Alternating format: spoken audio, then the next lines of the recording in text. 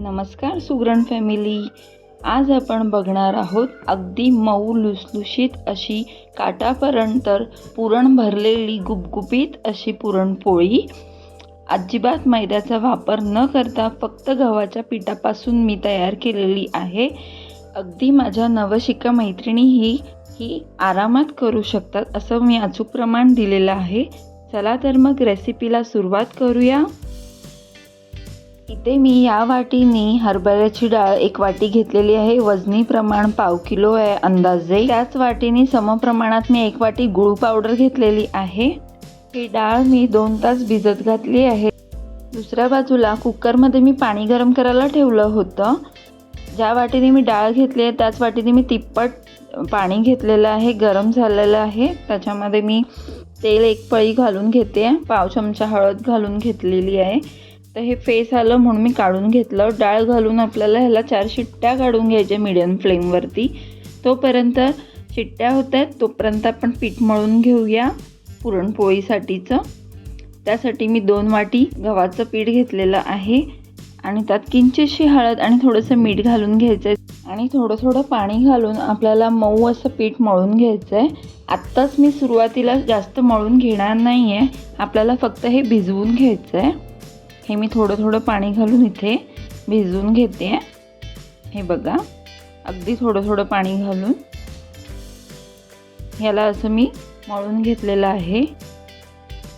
ह्याला मी आत्ताच मळून घेत नाही आहे जास्त वेळ.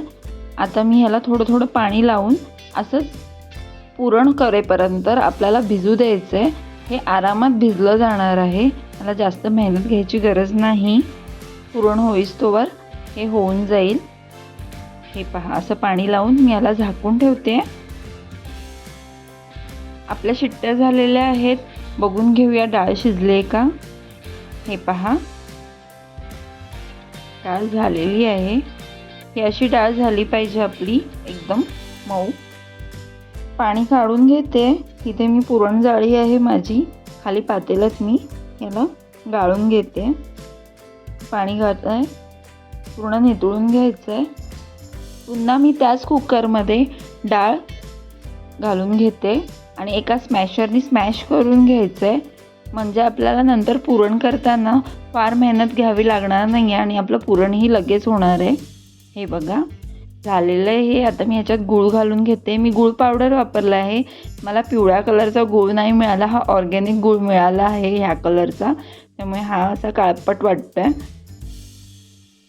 हे असं बारीक गॅसवरती आपल्याला छान असं मिक्स करून घ्यायचं आहे. वरती उडायला लागतात बबल्स. त्यामुळे मग आपल्याला ताट ठेवून थोडं 1 मिनिटांनी आपल्याला मिक्स करून घेऊन पुरण घट्ट करून घ्यायचं आहे. हे पहा, मी जसं करते तसं खाली लागू द्यायचं नाही आहे. मिक्स करत राहा 1 मिनिटांनी. मला अंदाजे 10 ते 15 मिनटं लागलेली आहेत पुरण व्हायला. अजून झालेलं नाही आहे. हे असं खाली लागू शकतं. छान असं होत आलेलं आहे. हे कसं ओळखायचं तर मी तुम्हाला सांगते. ह्याला सगळं असं मध्ये करायचं आहे आणि मग आपल्याला पलितामध्येच उभा करून बघायचं आहे. तर तो उभा राहिला आणि पडला नाही म्हणजे ते झालं आहे. हे पहा, झालेलं आहे. आता आपण पुरण गरम असतानाच या जाळीमधनं पुरण आपण काढून घ्यायचं आहे. हे पहा, मी असं हे गरम असतानाच करते. आपल्याला फार वेळ लागणार नाही कारण की आपण स्मॅश करून घेतलं होतं. त्यामुळे ह्या जाळीतनं असं पटकन होतं आहे. हे पहा, अगदी 5 मिनिट लागलेत मला ह्यासाठी. आता इथेच मी सुंठ पावडर, इलायची पावडर आणि थोडीशी जायफळ पावडर घालून घेते.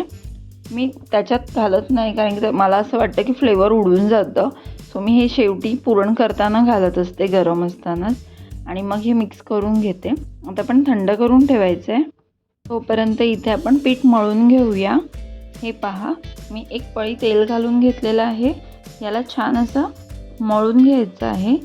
मुरवायचं आहे याच्यामध्ये तेलाला पूर्णपणे. आपटून आपल्याला ह्याला मळून घ्यायचं आहे चांगल्यापैकी. म्हणजे कसं त्याला चिकटपणा येतो. आपण याच्यात मैदा यूज केलेला नाही आहे. नुसतं गव्हाचं पीठ केलेलं आहे. हे मी असं जसं आपटून करते परातीत तसंच तुम्ही हे करा. त्याला लवचिकपणा येतो छान असा. स्ट्रेची होतं पीठ अगदी मैद्यासारखंच आणि लाटायलाही इझी जातं. हे छान असं मुरलंय. पुन्हा थोडंसं मी तेल घालून घेते आणि पुन्हा मुरवते, म्हणजे कसं स्ट्रेची होतं जरा. मला जसं मी आधी दाखवलं तसंच छान असं आपटून मळून घेतलेलं आहे. हे छान मऊ झालेलं आहे. हे पहा, असं मऊ झालं पाहिजे. आता ह्याचे मी गोळे करून घेते. गोळे आपल्याला छोटेच करायचे आहेत आणि पुरणाचे उंडे आपल्याला मोठे असले पाहिजे ह्याच्यापेक्षा. मी आता 2च गोळे करून घेते. मी इथे गव्हाचं पीठ वापरणार आहे. तुम्हाला हवं असेल तर तुम्ही इथे तांदळाचं पीठही यूज करू शकता लाटताना. पुरण आपलं थंड झालेलं आहे. मी मिक्स करून घेते. आता इथे मी भरून घेणार आहे. त्यासाठी मी इथे गोळा घेतला आहे. पिठामध्ये मिक्स करून घेते. वाटी करून घ्यायची आपल्याला. साईड आपल्या पातळ असल्या पाहिजे आणि मधोमध आपल्याला जाड ठेवायचं आहे. ही अशी वाटी करून घेतली आहे आणि पुरणाचा उंडा आपल्या पिठाच्या उंड्यापेक्षा थोडा मोठाच जावा. हे मी असं भरून घेते. असं करून आपल्याला मी जसं दाखवते तसं भरून घ्या. असं प्रेस करत करत आतमध्ये. अशाने काय होतं की आपल्या कडापर्यंत पीठ जातं, काटापर्यंत पूर्ण.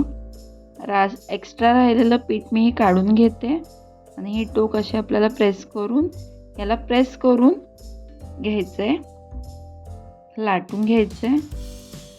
पीठ लावून घेते थोडंसं, म्हणजे की ते चिकटणार नाही आपल्या बोर्डला.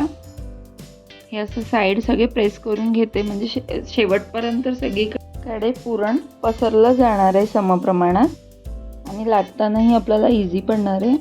आता मी लाटते, तर मी मधोमध नाही लाटत आहे. साईड सगळे लाटून घ्यायचे आहेत आधी आपल्याला व्यवस्थित असे. हे पहा, सगळीकडे पुरण पसरलं आहे एकदम काटापर्यंत. छान झालं आहे. थोडंसं पीठ लावून घ्यायचं आहे. अजिबात लाटताना कुठेही फाटलेली नाही आहे, काही नाही आहे. ही अशी अगदी थिक नाही, थिन नाही, मीडियम आकाराची मी केलेली आहे. तव्याला तूप लावून घेतलेलं आहे. मीडियम फ्लेमवरती ठेवलेलं आहे मी गॅस. आता याला भाजून घ्यायचं आहे. हे बबल्स यायला लागले की आपल्याला पलटून घ्यायचं आहे. हे बघा, छान असं भाजलेलं आहे आणि मस्त अशी टम्म फुगत आहे पोळी. याला मी तूप लावून घेते. मी तूप असं वाटीने लावून घेते, म्हणजे ते कसं सगळीकडे व्यवस्थित लागलं जातं. ही अशी फुगली आहे आपली पोळी. तुम्हाला पलटून घेते आणि या बाजूला सुद्धा आपण तूप लावून घेणार आहोत. अशाच मी बाकीच्या पोळ्यासुद्धा करून घेते. तुम्हाला माझी रेसिपी आवडली असेल तर लाईक करा, शेअर करा, सबस्क्राईब करायला विसरू नका. पुन्हा भेटू दुसऱ्या रेसिपीसह. तोपर्यंत हेल्दी खा, हेल्दी रहा.